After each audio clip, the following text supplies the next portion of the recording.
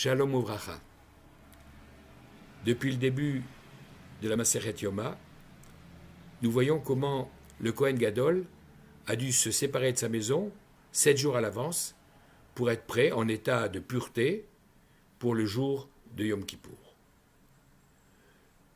On a même prévu un remplaçant pour le cas où, et certains envisageaient même de lui trouver une autre épouse pour le cas où celle qu'il avait décéderait, et comme il devait faire l'expiation pour lui et pour sa maisonnée, c'est-à-dire pour son épouse, il fallait absolument qu'on puisse avoir un Kohen Gadol avec une femme. Mais toujours est-il que dans le cadre de cette préparation, la Mishnah que nous avons étudiée cette semaine nous dit que pendant ces 7 jours, on va en profiter pour lui faire exécuter un certain nombre de tâches et le familiariser ainsi avec la Avoda, le culte qu'il aura à exercer le jour de Yom Kippour.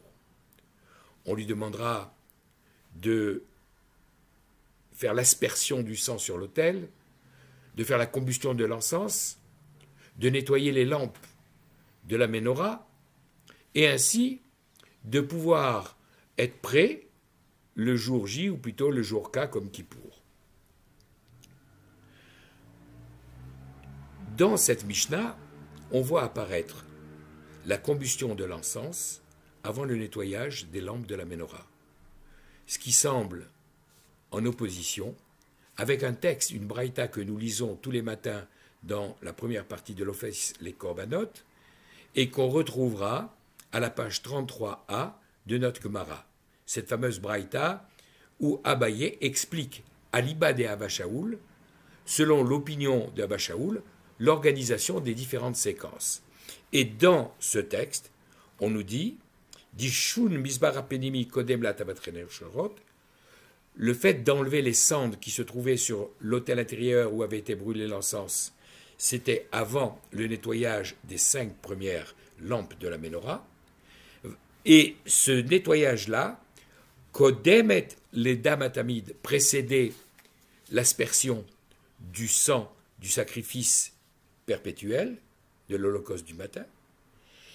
Vedam atamid kodem la shetenerot. Et l'aspersion de ce sang avant le nettoyage des 2 dernières lampes de la menorah.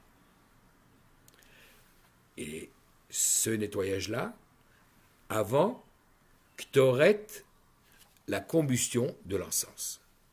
Ce qui semble donc être en contradiction avec ce que nous dit la Mishnah. Et nous avons vu dans notre texte toute une discussion pour expliquer que la position des sages, c'était que, en tout état de cause, la combustion de l'encens devait se faire avant l'allumage des bougies qui termineraient la journée de travail proprement dite dans le temple, à part la combustion des morceaux qu'il faudra poursuivre, y compris pendant la nuit. Et c'est la raison pour laquelle les sages disent Ketoret, la combustion de l'encens avant les 2 dernières.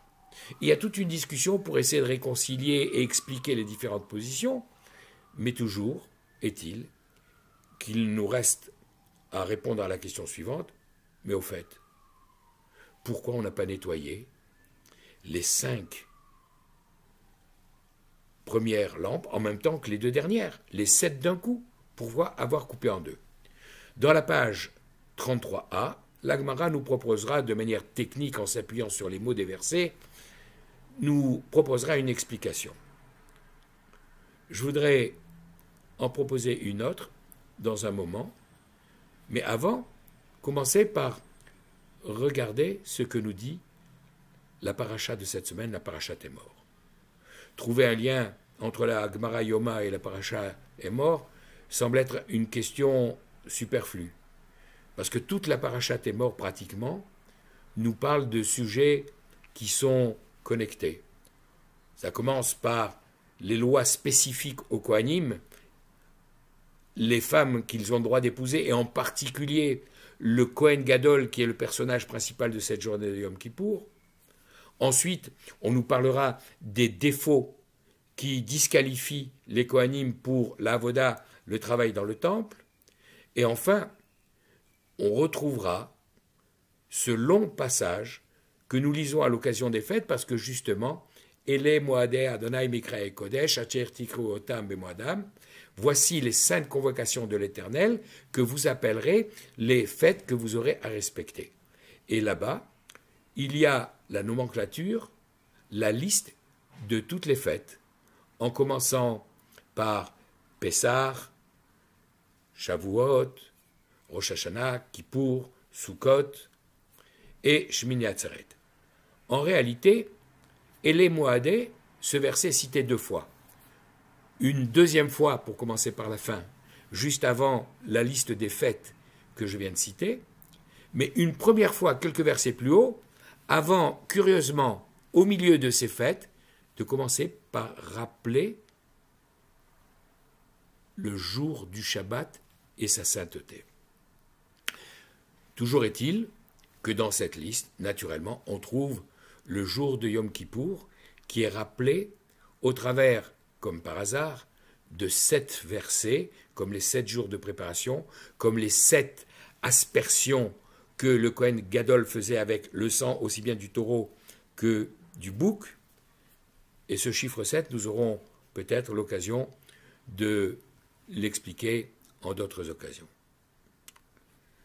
Toujours est-il que, également, à la fin de la Parashat Emor, on trouve le sujet de la Ménorah qui est à nouveau abordé. Je dis à nouveau parce qu'il avait déjà été une première fois à la fin de la Parashat Tetzavé, au niveau de l'ordre donné de l'exécution de cette Ménorah, avec tous les détails de sa fabrication. On voit ici dans la Parasha donner l'ordre d'amener de l'huile d'olive pure pour pouvoir justement allumer ces 7 lampes qu'on a nettoyées dans le cadre de la Mishnah que nous avons citée. Et on retrouvera dans la Parashat Be'alotecha, la 3e paracha du livre de Bemidbar, à nouveau cette Ménorah avec la manière dont on devait l'allumer. Alors, puisque aussi bien dans la Braïta de Abaye, dans la Gemara Yoma, que dans la Paracha, on parle de cette Ménorah et de la manière de la nettoyer avant de pouvoir l'allumer, je voudrais vous proposer une réponse à la question que j'ai soulevée tout à l'heure. Pourquoi ne pas avoir nettoyé les 7 lampes en une seule fois? Le Chida nous rapporte l'opinion du Harizal, qui nous dit que dans la Torah, il n'y a pas 5 livres. Nous connaissons les 5 livres de Moshe, parce que c'est la forme actuelle que la Torah a prise après la faute du veau d'or, mais en réalité, la Torah est constituée de 7 livres. Ceux que nous connaissons, Bereshit, Shemot, Vaïkra et Devarim. Mais le livre de Bemidbar, curieusement, lui, n'est pas compté comme un seul livre, mais comme 3. Pour une raison très simple. Rappelons-nous ce que nous avons étudié dans la Gemara Shabbat, Daf Kuf Tetzaïn Amud Aleph, au début de la page 116, ou dans le cas où il y a un incendie, où on se demande quel est le parchemin sacré que l'on peut sauver, et la définition est la suivante, le critère de décision, si le texte a au moins 85 lettres, et la Gemara nous dit, comme par exemple les 2 versets Vayi binso Aaron vayomer Moshe, qui sont écrits au milieu de la Parashat Be'alotecha, entre les 2 nun renversés, si dans ce parchemin il y a au moins 85 lettres comme ces 2 versets, alors on peut les sauver de l'incendie pendant Shabbat, mais si c'est inférieur à ce nombre, alors on n'a pas le droit de transgresser Shabbat d'aucune manière pour pouvoir le sauver. Entre ces deux nouns, il y a un livre, malheureusement incomplet à cause de la faute du veau d'or, qui nous sera révélé lorsque nous arriverons au bout du parcours et à la Géoula. Et à ce moment-là, il y aura 3 livres dans le livre de Bamidbar qui seront complets. La première partie, ces 2 versets qui auront été complétés pour un livre complet, et la 3e partie qui fera le 3e livre. Donc voilà l'importance de cette braïta que nous récitons chaque matin et qui nous attire notre attention sur le fait 5 d'abord, puis 2 ensuite. Et quelle que soit l'opinion, celle de Abba Shaoul ou de Rabbanan, celle qui consiste à dire il faut d'abord, entre les deux, faire l'aspersion du sang ou au contraire, faire la combustion de l'encens, dans tous les cas, nous devons penser à cet objectif vers lequel nous allons, de recevoir enfin cette Torah complète. Et je voudrais terminer en rajoutant un mot, en disant que dans la paracha de Be'alotecha, on s'adresse à Aaron et à ses enfants, de la même manière que dans notre paracha, après toutes les fêtes, celles de la Torah, on fait un clin d'œil à la fête de Hanouka, symbolisée par l'allumage de la menorah qui vient juste après la liste des fêtes. De la même manière, dans Be'alotecha, on a l'allumage de la menorah qui vient juste après les offrandes de tous ces princes d'Israël qui sont venus pendant l'inauguration du tabernacle apporter leur sacrifice.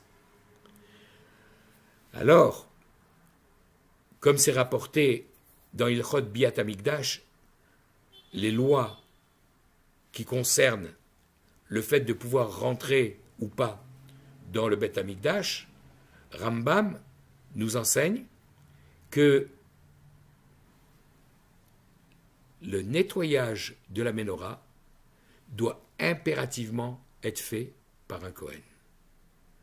Par contre, si le Kohen, après avoir nettoyé et préparé les lampes, sort la menorah jusqu'à un endroit où un Israël, un simple juif peut se trouver, alors l'allumage peut être fait par un simple juif.